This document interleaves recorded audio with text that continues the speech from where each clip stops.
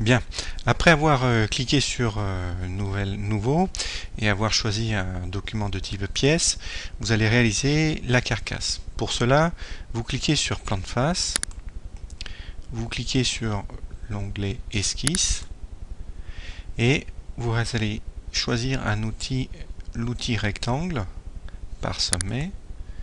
Donc rectangle qui sera réalisé en cliquant deux fois, une première fois au niveau de l'origine et une deuxième fois à peu près à 50 mm de l'origine. 50 mm pour X et 50 mm pour Y à peu près. Une fois que vous avez cliqué cette deuxième fois, vous appuyez sur la touche Échappe pour enlever l'outil crayon.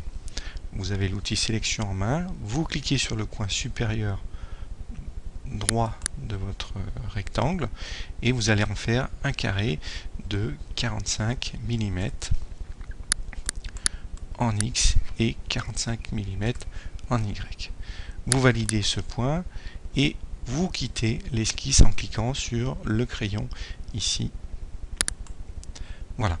De ce carré, vous allez construire un volume. Donc vous vérifiez que l'esquisse est bien sélectionnée, elle apparaît en bleu foncé sur l'écran, et après avoir cliqué, si ça n'apparaît pas, sur l'onglet fonction, vous cliquez sur bossage extrudé. Vous obtenez donc une excroissance de ce carré. Alors ici l'excroissance est de 10 mm, c'est à cet endroit que l'on trouve la profondeur, et vous allez indiquer donc une excroissance de 50 mm. Donc voilà, vous validez votre excroissance donc en cliquant sur le petit V vert en haut à gauche et vous avez un cube réalisé. Donc en tournant la molette, on recule le cube. En cliquant sur la molette et en tournant la souris, on déplace un petit peu le cube, comme ceci. Ensuite, vous cliquez sur la face avant de ce cube. Elle devient bleue et vous cliquez sur l'onglet Esquisse. Vous allez faire tracer au milieu de ce cube un cercle. Vous choisissez l'outil Cercle. Avec le crayon muni d'un cercle, vous placez au hasard un cercle sur cette surface. Vous appuyez sur la touche Échappe pour quitter l'outil crayon et vous cliquez ensuite avec la flèche normale sur le cercle. Vous avez donc les paramètres du cercle qui apparaissent. En X, vous mettez 22,5. En Y, 17. Pour le rayon du cercle, vous mettez 12,5. Et vous validez ce cercle.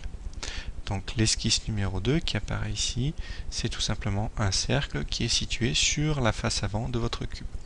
Vous n'oubliez pas de quitter l'esquisse. Une fois que vous avez quitté l'esquisse en ayant cliqué sur le crayon, vous vérifiez que le mot esquisse soit bien sélectionné, l'esquisse numéro 2, et vous cliquez sur fonction pour ensuite cliquer sur non pas bossage extrudé, mais sur enlèvement de matière.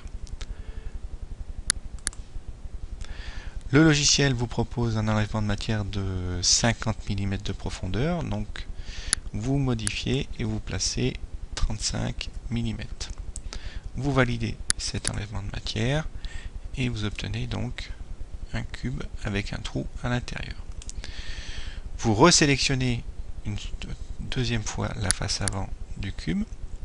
Vous cliquez sur l'onglet Esquisse, vous sélectionnez l'outil Cercle et vous placez un cercle grossièrement comme ceci. Vous appuyez sur la touche Échappe. L'origine de votre cube se trouve ici, en bas à gauche. Donc quand vous allez cliquer sur le cercle, vous devez avoir tous les paramètres positifs. En X, vous allez marquer 22,5. En Y, 37.